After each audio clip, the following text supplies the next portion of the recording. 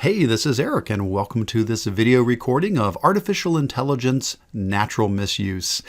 This is a session on managing AI in schools. So the idea behind this session is that as beneficial as AI is, it also does come with challenges and the potential for misuse. So what we're going to be doing is exploring tools and strategies that can help monitor AI usage, that can help students properly cite their AI-generated content, look at ways to encourage the positive use of AI in the classroom, how to develop your own set of AI guidelines for your students, looking at alternative assessment options, and so much more. Now, to make sure you can follow along and take advantage of everything that we're going to be looking at here, I would encourage you to open up the resource document that goes along with this session. That is found at bit.ly/Kurtz-AI misuse. That link will take you to a document that looks like this. So if you're winding up there, you are in the right place. Now, this document has everything we're going to be exploring as well as quite a bit more. At the top of the document, you'll find all of my contact information. So again, feel free to connect with me any way that works best for you. My blog, my email, socials, YouTube, newsletter, Facebook group, whatever the case, whatever's the best way for you to connect with me, all of those options are there at the top. And then below there, I've got some general resources on AI, some other sessions I've done, like here's a more general AI in education one that has a webinar video as well. Here's another one I did on coding with AI with its video. And I've just got some additional support resource documents for using AI to support learners, enrich learners, some that are specific to Google AI in education. So absolutely explore all of those. But the rest of the document, well, that's what we're going to be exploring in this session. These are all the different resources we're going to be working through in the time that we have together here.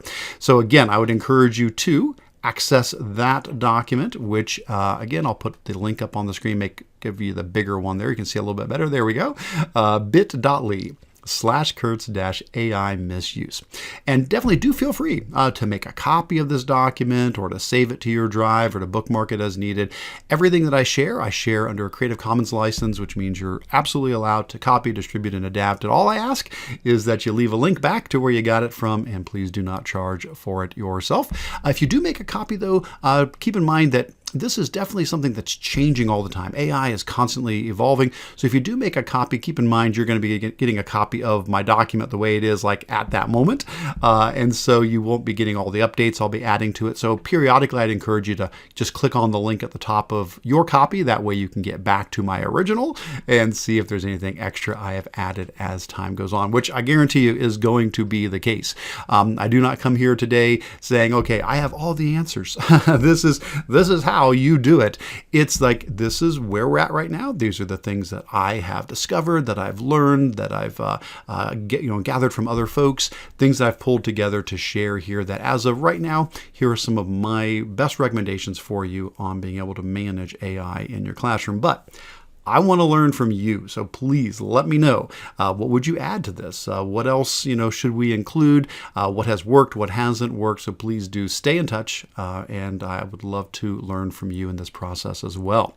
So what are we going to be doing here today? Well, here's the idea. We're going to start off by talking about, well, what are some of the concerns related to AI in education?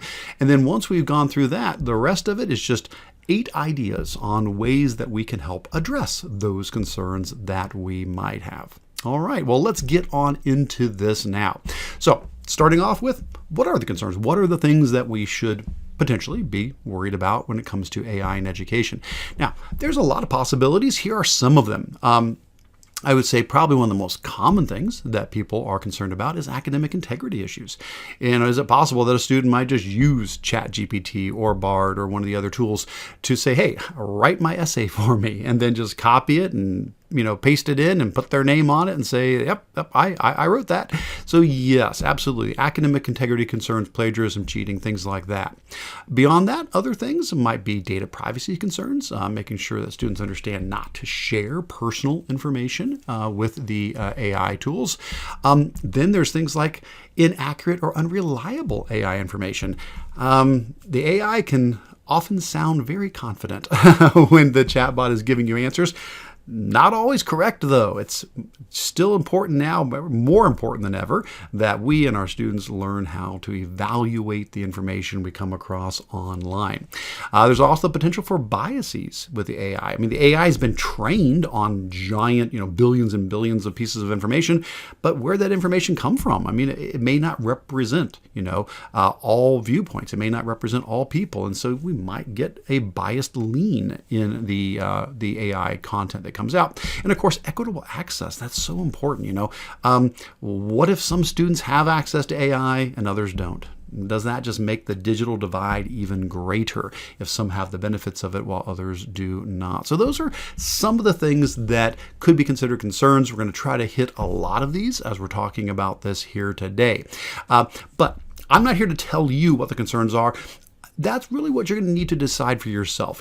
What for you are the concerns? And let's just take academic integrity as an example here. So as a quick example here, let's talk about cheating. Let's say, what is cheating with AI? Again, I'm not here to tell you what cheating is with AI. That's something you'll need to decide in your class for your grade level, for your subject area, for the time of year that you're in. What is appropriate with AI? So let's run a little experiment here. So let's say that we have a student who is writing a paper. That is their assignment. And definite credit to Matt Miller for the inspiration for this example. I've kind of built on and extended this, but Matt shared a great example like this in his book that has inspired me to share this with you. So let's say that we have a student who is going to be writing a paper. Well, we're going to have a continuum here of what's acceptable and what's not acceptable. I would say most of us would agree that on the acceptable end would be writing the paper yourself with no help from the AI. Like, okay, I wrote this paper, there it is, that is my ideas. Yeah, everybody's going to agree that's acceptable.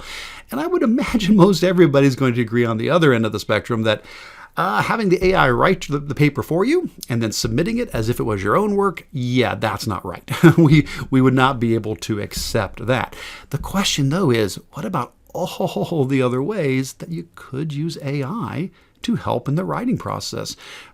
Are they all cheating? Are they not? Where does it fall for you? So it could be things like using AI to check your grammar and your spelling for assistance. Is that cheating? Well, I'd say most people are probably going to say no. We're probably used to spell check and grammar assistance, but that's something you got to consider.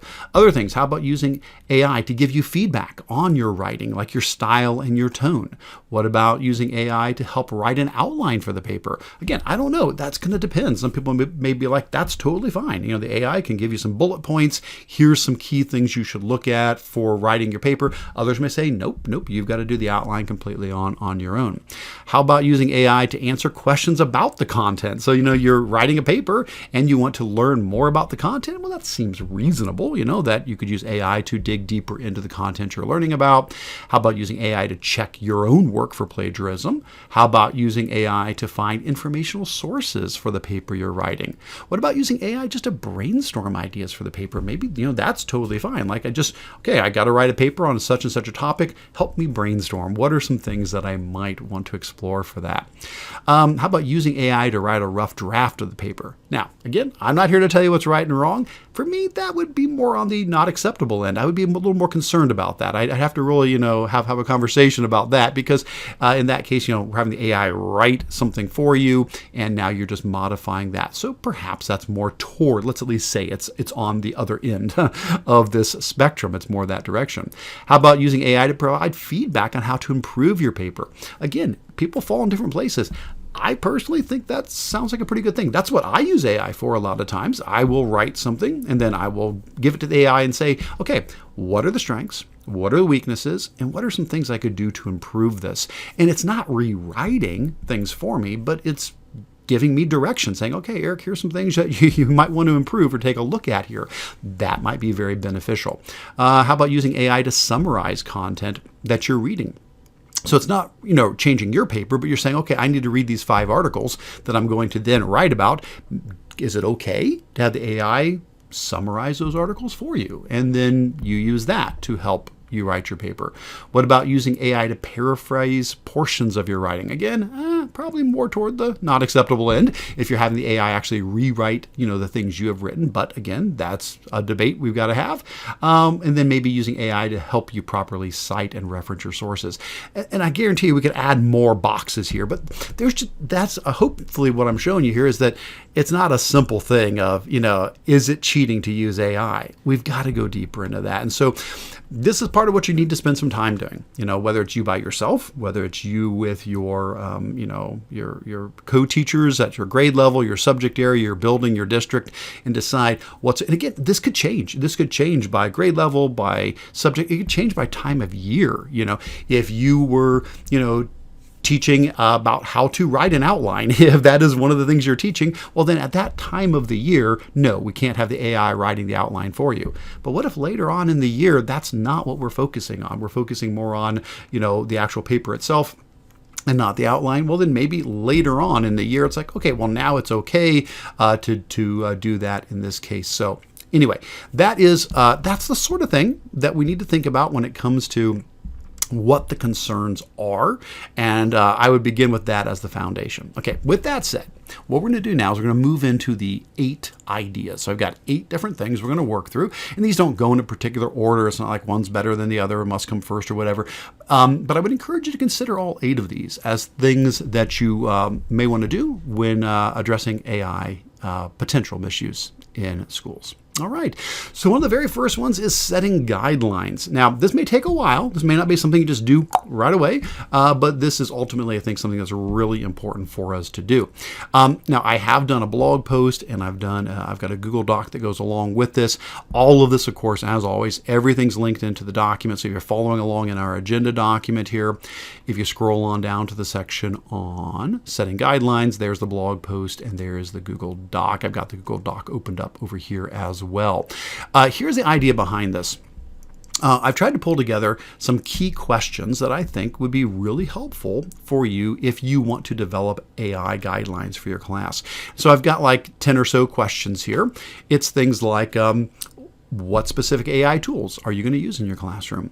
What are your goals for using AI in the classroom? How do you view the role of AI in education? What's it okay for? And that goes back to what is cheating? What is okay? Can it supplement teaching? Can it provide new experiences? Can it assist in grading? Can it, provide feedback for students? What do you see AI's role as? Other things, what are your concerns about AI in the classroom? What are those things that go toward the other end of the spectrum for you that you are concerned about? What are your expectations for the student use of AI? How can students use AI in your classroom? What is acceptable for you? How will you monitor the use of AI? Do you have any existing policies about tech usage that maybe could be incorporated into this already? What will you do to address potential problems that arise? How will you address accessibility, inclusivity? What about data privacy issues? So the idea is, these are questions I would encourage you to work through. Again, this could be you by yourself, could be a team, could be a whole school, could be a whole school district. And so that's what I did in my example here. Again, you can go to the blog post or you can go to the document. You'll see there's the questions. And then here's some example answers. Now, obviously, I'm not an 8th grade language arts teacher. I was a middle school math teacher, but that's been quite a while ago. But I filled in just some examples of what it could look like to answer these. What tools, what goals, what my view is of AI, what are my concerns, my expectations, how will I monitor, what policies do I have, et cetera, et cetera, et cetera. So I think that's an important thing to begin with, is go through and work through some of these questions. Now, the cool thing is, after we do this, we can use AI to help us then formalize these guidelines. So my encouragement is answer the questions and then go over to ChatGPT, go over to Google Bard and say, hey, can you help me with this? And so here's a prompt you can use. You can say, below are my answers to key questions about my philosophy of AI in education. Using the content from my answers, generate a document titled Student AI Guidelines to be given to my class of students that provides detailed guidelines on the appropriate use of AI in our class. Organize, arrange, and summarize the content as needed to to create a clear and structured set of guidelines for the students. So there you go. If we give that to the AI and then we give it all of the questions and answers, it can help us pull all this together. And that's what I did here. So here we go. There's that prompt. So when I gave that to ChatGPT, it said, sure thing. Here are your student AI guidelines. And so it pulled together all of my thoughts and it arranged them into tools and goals and roles and what's ethical and how we're going to monitor this and all of these different approaches. Same for Bard. I gave it, it said, okay, sure thing, and it pulled together an intro, philosophy, guidelines, how we're going to monitor, et cetera, and it made it into a now again, you're going to want to go through and clean this up yourself and make sure it's exactly what you want. But this is a nice way to get a start toward setting up a set of guidelines for your class. Now you can go further. You could go deeper and say, okay, how about this? Another one I did. I had a follow-up. I said, for an additional way, for clarity for the students, let's do a 2-column table to add to the end of the guidelines that contrast proper use with improper use. And I said, some of the proper things could be like brainstorming ideas for a writing assignment or getting feedback and suggestions for improving writing, where improper could be copying and using content directly from the AI. Then ChatGPT, for example, generated a nice table for me. So I could put that on the end of my guidelines as well to give some clear things like, okay, this is okay, this is not okay. And that could really help the students to be able to see how that's going to work. All right. So that would be one of the first things that I would encourage you to work on. Again, this may take some time, but ultimately I think that's really important for us to develop our guidance. And keep in mind, they're going to change. They're going to evolve over time, but this is a good beginning spot. Okay, let's move on to the second point, which is educating our students about AI. So we cannot assume that our students are going to understand the appropriate way to use AI and maybe not understand all of the potential problems that could come from it. So it's important that we have good, open, honest conversations with our students about these things. So part of it is sharing those guidelines, saying, okay, here are the guidelines that we have for using AI in our classroom, which is why it's important for us to develop these guidelines so we can have those conversations. But that would allow us to talk about the positive uses of AI, how this can help our students, how it can come alongside them as a tutor, how it can provide feedback, how it can help explain things if they get stuck, so many great things. But then, we've got to talk about academic integrity and, what is inappropriate in the classroom, data privacy concerns, how the AI could be inaccurate or unreliable, or how it could have biased information. Now, to help you with some of this, I have included a couple examples. So again, if you're following along in our document here, when you get down to the section on educating students about AI, I've included some examples here, and feel free to use any of these links. These will take you out to articles as well as saved chats that I've got here. And these can be used as just examples to help students understand. So for example, let's talk about how AI is not always accurate. So one way this could be is sometimes it gives us non-existent or irrelevant sources. So what I did is I said, hey, I want to know what is the circumference of the Earth, and please provide citations for your answer. And ChatGPT said, sure thing, and explained all about the circumference of the Earth. And then it gave me some links here. Those don't work. They don't work. They don't work properly. So if I follow this link, and again, you can follow all these links, it'll take you out to the chat. So that's the chat that I had. The first link there basically just says, yeah, this doesn't exist. The page doesn't exist. The second one does exist, but as far as I can tell, it's really just not relevant. The PDF that it brings up, I've looked through it, and maybe I'm just missing something here, but I didn't notice something that's a really good direct, support of my question about the circumference of the Earth. So that's an important thing for students to know. The sources may not be accurate. They may not be relevant. And again, it's important for us to always double check those things. Other things that might make a mistake with, logic mistakes. I gave both Bard and ChatGPT some, famous logic puzzles.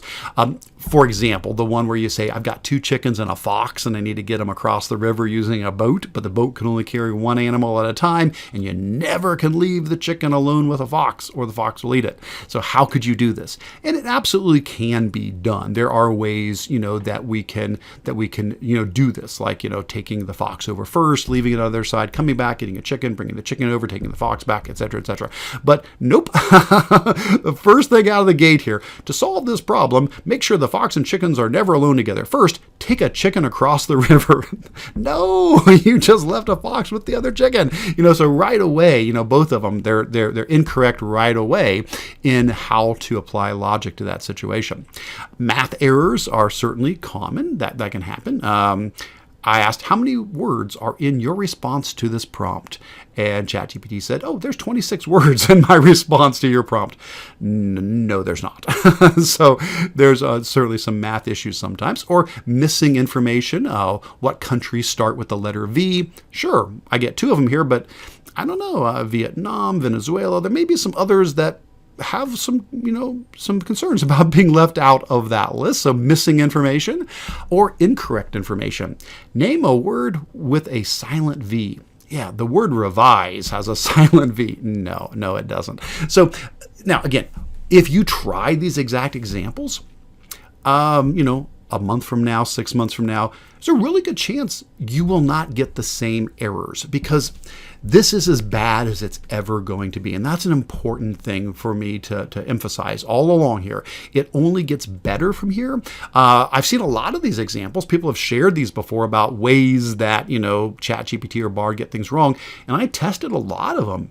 And many of them actually were no longer a problem. They worked fine. They have evolved and they've gotten better. So as of the time of my recording this here, yes, these were issues I was able to find, but they're definitely not guaranteed to always be an issue. But will there always be the potential for misinformation or inaccuracy? Absolutely. And it's important that we teach our students that. On the other hand, how about something like bias? So this was a recent article that I came across. There's an MIT student who was using an AI tool called Playground AI that does some image editing. She was wanting to get a LinkedIn profile picture and wanted it to be a little bit more professional. Unfortunately, when she submitted this through Playground AI, it decided that she should have lighter skin and blue eyes. And so a very clear bias was evident in what it considered professional. And so that's, again, just one example. Again, maybe that would not happen again in the future, but these things could happen, because keep in mind, again, we train the AI on a large set of data, but that data might not represent everybody and all opinions and all people. And so it's important to realize that the potential of the bias that could be in there. All right. So that's that. That's step 2. Educate our students. Help them understand about the potential concerns. Let's move on to step 3, or item 3, using alternate assessments. So here's an idea. Let's say you are concerned that students are going to use AI and they're just going to copy from it. They're going to have the AI write their paper and they're just going to say, yep, there's my answer to that, that paper, that question. Well, one thing to keep in mind is there are other ways to assess students than just having them turn in, a typed up paper. And so I pulled together, several ideas here. I think I got 2 slides worth of these here. And again, they're all here in the agenda document. So you can take a look at each one of these. I kind of expanded on each one with a little bit more details on these. But the idea is there are other ways we can assess students. First of all, we can just do in-person writing. That's okay. You can say, okay, we're going to write this here in class with you right in front of me. You're going to, type this up, or, you're going to work on it right now while I can, be here with you, and you're not going to be using, AI. So, that's certainly a possibility. But it could be lots of other things too. It doesn't always have to be just writing. Using a whiteboarding tool to explain a concept. I used to teach math, so, that's a quick go-to for me. Let's say, we want to make sure the student knows how to do something. Well, have them record record themselves explaining it. So if they're, solving a two-step equation, have them actually come in here and say, okay, I'm going to subtract a 3 from both sides because I've got to get rid of the plus 3, and that's going to cancel out. The 2x is going to be left, and that's going to equal 8. Now I've got to get the 2 away from the x, but it's multiplied, so I've got to divide by 2. You get the idea. We're going to go through and explain step by step what we're doing to solve this. So whatever type of a situation it is, students could use, whiteboarding tools, they could use screen recording tools. I've got a lot of examples of those in here. You could use something like Screencast, which is just built in for free to Chromebooks, or a tool like ScreenPal, which the free version is fantastic. It's got lots of great features in it. I've got a webinar on Screencast. I've got a short video on ScreenPal. All of this is linked in here, where students can record themselves explaining a process. That can be a great way to see their understanding. But then there's other things, oral examinations, performances, Socratic seminars, debates, speech, classroom discussions, problem-based learning, experiments, group projects, peer teaching, internships, community-based projects, game-based learning. There's a lot of other ways we can assess students and what they know that may not lend themselves as easily to simply copying from an AI-generated LLM. All right. Excellent. Let's keep on going. Next thing to chat about, how about using AI integrated assignments? So here's the idea behind this one. This is kind of flipping it to the other perspective, saying, okay, one thing we could do is show positive ways to use AI with our students, and that can help address the potential negatives. What I mean by this is, don't make it be this off limits thing like, oh no, AI's bad. It's not. I'm a very optimistic person. I've got loads and loads of examples I've shared in my other sessions on how we can use AI in so many great ways to help assist our students and to help assist us as teachers. So how about we do that as part of the way to address the concern, is have positive interactions with AI. For example, you could do activities like having an AI critique. Say, okay, let's have the AI do this. Let's have it write the essay, have it write the report, have it write the poem, the thing that we're so concerned about it doing. Let's let it do that.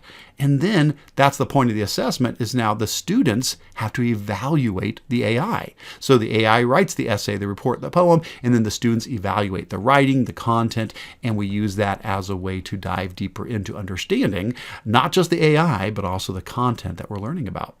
Or how about encourage writing alongside with the AI? So we could do co-writing. I've got an example here that I did. I called it round robin writing. I think that's a common term for it, but it could be chain writing, co-writing, collaborative writing, whatever you want to call it. The idea is, say, okay, we're gonna use AI to write. It's going to help us write because we're going to write together. And so in a case like this, the idea is you take turns. You write something, then the AI writes. Then you write, then the AI writes, back and forth, back and forth. In this case, writing a story. So what I did, I tried this with Google's AI. I let it go first, and it wrote the line, "I am not sure if I'm going crazy, but I think I can talk to animals." And then I wrote, "I was sitting on the couch reading my book with my cat Sparky next to me when I swear I heard somebody say, 'So, how's the book?'" And then the AI then wrote the next line, then the AI, and you get the idea. So basically what I'm doing is I'm feeding it back into it. I'm grabbing everything we've written. I'm feeding it back into the AI chat tool, and I'm saying, write the next sentence in this story. And so it's taking everything we've written so far, and then it tacks on a new sentence. I add that to here, and then I write the next sentence. What a neat way to encourage creativity, to encourage writing, and we're leveraging the AI for something positive in this case. Other examples would be having like an AI debate. Again, using the AI to help students think more critically, to go deeper, and for us to be able to evaluate, do our students understand this topic? For this example, what I did, I decided to debate the AI on what is the proper pronunciation of GIF. Is it GIF or GIF? And so what I did was I laid out a really clear format for the debate. I said, okay, here's what we're going to do. Each argument is going to have 4 rounds, or four parts of the round. The first person is going to state their argument. The next person person is going to rebut it, then the first person can respond, and then the second person can conclude. And then we'll do that a whole bunch of times. And that's what we did. So I said, okay, I'm going with GIF, you're going with GIF with the soft G, so you start off. And so ChatGPT said, sure thing, I think it should be a soft G, because a lot of times when G is followed by these letters, you get soft things like giraffe and giant and Jim and so forth. Well, then I rebutted and said, well, yeah, but we also get girl and gill and give and gift and get, and back and forth we kept going. And then we did a second argument. Then we did a third argument. Then we did a fourth argument. And I will tell you, this took about a half an hour as I'm going back and forth doing this. It really made me dig very deep into this topic and think about it on a level that I really wouldn't have otherwise. Great way to assess students' learning, and we're using AI in a way that is a positive. So definitely encourage that. All right, let's move on to our next point, which is encouraging proper citation. So let's say we are having the students now use AI to assist with whatever they're doing. Maybe they're writing a report, they're writing a story, whatever the case might be. I think it's really important that we encourage proper citation of AI. And what I mean by this, it's all about transparency. It's about, let's not have this be a secret. Let's not have this be something that, we're trying to hide. No, here are my guidelines for what we're allowed to do in the class. Be very clear about it. You can use AI for these things. It's okay. You can use it for this and this and this and this and this, but just let me know you did. Just be open about it. And so it could be something just like having traditional citations. Both MLA and APA have come out with their suggestions. So I've got a link here for MLA and APA, where if you want to see their suggestion for how do you cite content created by an AI chatbot. But I would go further than that. I would say in a more general sense, my encouragement is to create what I would call like an AI credits section of any assignment. So if it's a report, add that to the end of it. But if it's something else, if it's a slideshow or a video or something, include a document that has an AI credits portion to it. Let me show you what I mean by that. So here's an example. And again, this is all linked in. If you're following along in our agenda, we are down to proper citation. Here's the example I'm clicking on right now. So if you want to try that out, you can absolutely take a look at it there. So here's what I did. Basically, I said, okay, I'm going to write a report on the pros and cons of electric vehicles. And I'm going to use AI to help me with this within the guidelines of the class. So this would be an example of what the student would turn in. So here's their first draft, including, errors and spelling mistakes and things like that. But here's the first draft. And then here's their final version of their report on the pros and cons of EVs. Well, below that, there's the AI credits portion. So at this point, the student is literally just copying and pasting their interaction with the AI.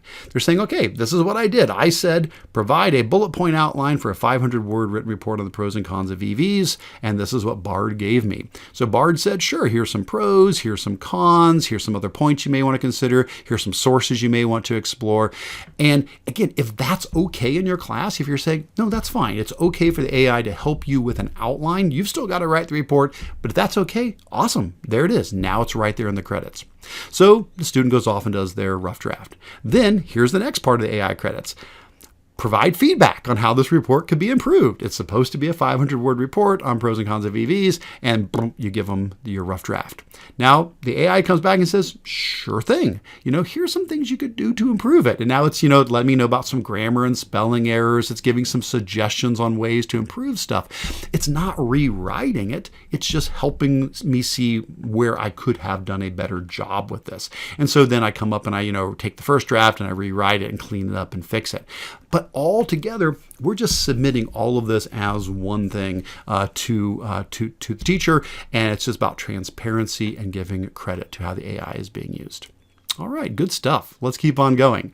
Next up, how about monitoring AI use? So we've been pretty positive so far, assuming, okay, the students are going to understand our guidelines. They're going to work within those guidelines. They're going to share in their AI credits how they used AI. okay, maybe I'm being a little bit naive. Maybe I'm being a little too optimistic. It's possible that there may be times you're like, yeah, this just doesn't seem right. I'm reading this and it seems like suspiciously high quality work, or it just doesn't match what I'm used to seeing from the students. So it is important that we do talk about how do we monitor AI usage? How do we check to see if perhaps a student has plagiarized from AI? So, a couple of thoughts on this. One of the first ones, it's an oldie but a goodie. I mean, we've had this forever. Version history. This is not a new tool. We have had this for I don't know how long. Since we've had Google Docs, we've had version history. The idea is we can use tools like this to help us evaluate whether or not a student has actually written content or whether they've copied it from somewhere else. So here's the idea. When you're writing in a Google document, Google keeps track of everything. Docs keeps track of everything, every change made, who made it, what time, what the change was, all that stuff. So let's look at two examples. Here I have two essays. They're both exactly the same. They're about George Washington. But one of these I literally typed up, line by line by line by line. I went through and typed up the whole thing. The other one, I just copied and pasted, Now, I can't tell just looking at it, but here's the thing. When the student submits their document to you, you can go to the File menu. And from the File menu, you can go down to Version History. And from there, you can choose See Version History. Now, you have to have edit rights to be able to do this, so that's a key thing. If you're using Google Classroom, no problem. When somebody submits something through Google Classroom, it automatically gives you edit rights. If not, you just need to say, listen, this is the expectation. When you submit something to me, you have to give me edit rights because that is the expectation. I need to be able to check on your version history. This is not a mystery. This is not a gotcha. This is something you just let them know. This is how it's going to be, I need to be able to check on this. So if I go and I click See Version History, it opens up this panel on the side. Now this panel has dates and times for when changes were made. I can also expand it. There's little arrows to expand it out. So I can see all of these changes. So if I go back to the very, very, very, very beginning, there was nothing, just like a header and some directions. Then a minute later, the student puts in George Washington. A minute later, they put in a sentence or two. A couple minutes later, they outline a little bit. Another minute later, they do another sentence. That's what I would expect. I would expect to see that sort of work being done minute by minute, little by little. This other one, if I go in and click File, Version History, See Version History, yeah, it's got two entries. The first one, there is nothing, and the second entry, everything. Now, I doubt that it would be that blatant, but that's the kind of thing you would look for. Nobody can type that fast. This has clearly been pasted from somewhere, all this content.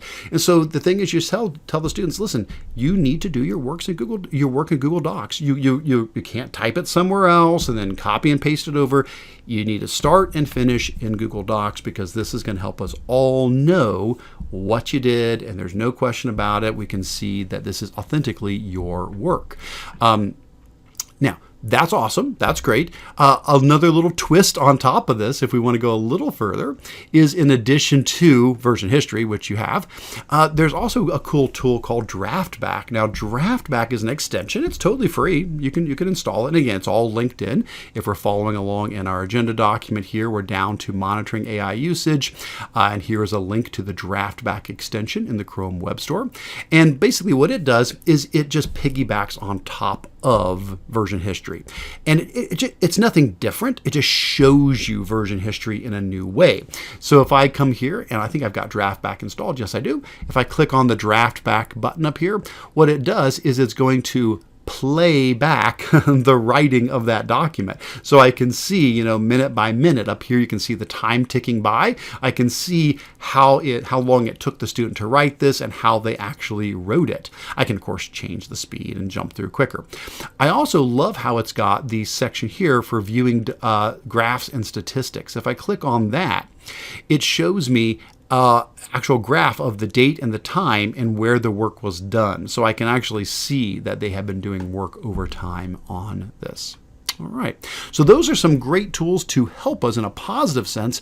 What I would warn you against would be the AI detectors. There's a bunch of them, and I do have them linked in here. Things like GPT-0.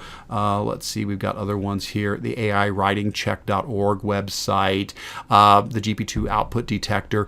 And I do have these linked in. I did link them in here. But here's the thing. They're not accurate. They're not 100% accurate. And if they're not 100%, that could be a problem. There have been a lot of stories, news articles about people. There's a college professor who accused a lot of students of plagiarism because they were relying on AI to detect AI, and it wasn't accurate. It said the students plagiarized when they didn't.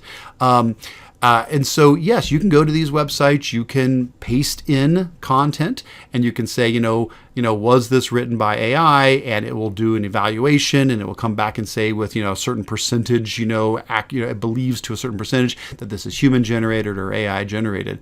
The reason why I'm especially wary of this is because take, for example, ChatGPT. So the folks who created ChatGPT, OpenAI, they also created an AI detector. And so in the past, I had another bullet point here where I had a link out to OpenAI's AI detector. Well, guess what? They shut it down. So as of July 20th of 2023, their AI classifier was shut down because they said it had a low rate of accuracy. The folks who make ChatGPT do not feel confident in their ability to have a tool to detect AI-generated content.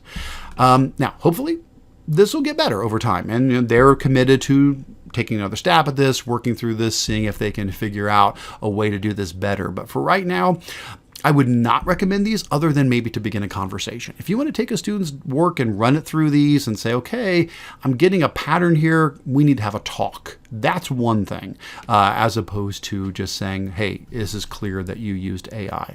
So, all right, good stuff. Well, let's keep on going. What's up next?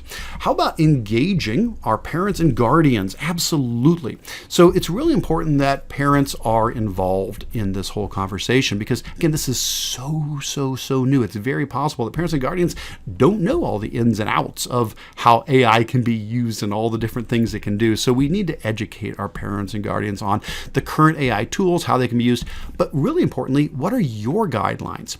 We don't want a parent just to think, oh, my child's on ChatGPT, they're in trouble. Maybe not. Maybe they're doing exactly what you said is okay. So it's good to let them know this is okay use, this is not okay use. And this can help create that supportive network that can reinforce the positive behaviors that we're going for there. Next up, and last, I think this is one of our last sections in here. I think this is point 8 in these, is staying informed. It's so important that we as educators keep learning, that we know, well, what is going on in AI? What are the current tools? How can it be used? How can it be misused? And so at the very bottom of our agenda document, if you go all the way down to the Stay Informed section, I have a list of resources of ways I stay informed. These are a lot of the ways I'm currently learning about AI. Like I said, folks, I'm learning with you. This is a learning process for all of us. We're all learning here together. Now, this list will continue to grow. I'm going to add lots more, and please let me know. I guarantee you I'm missing some things on this list. Let me know, what do I need to add to this? But there's things on here I have like books, lots of great books out there. Matt and Holly and Dan and Amanda and Brad, they've got great books. I own all of these books. I have all of these, and I've been reading through them as a way to learn about using AI in education. There's great YouTube channels out there. Matt Wolf does a great update every Friday on all the new things that have come out in AI, for the last week. There's great communities you can join. So Facebook communities. So like, for example, with the AI Classroom that we mentioned earlier, the book from the AI Classroom, they've got a very active, very engaged Facebook group that you can join and have good discussions and learn from each other. And so I belong to these groups as well. There's good podcasts out there, Hard Fork, or one that's more education specific, the Generative Age, Artificial Intelligence and Education podcast that's out there. There's newsletters you can sign up for so that you just automatically get a little newsletter, each, once a a week or something with AI updates. And there's wonderful instruction options out there. Microsoft has an AI and education course you can take. And then YouTube, I've got a whole bunch of videos. I'm continuing to add more of them here. I included a bunch of the ones that I've got. I'd say, like, for example, my main one, AI and education, what educators need to know. That one's about a 45-minute long one that just covers all of the basics of AI and education. That could be another good one to share. Please share it with other educators. Share it with your colleagues.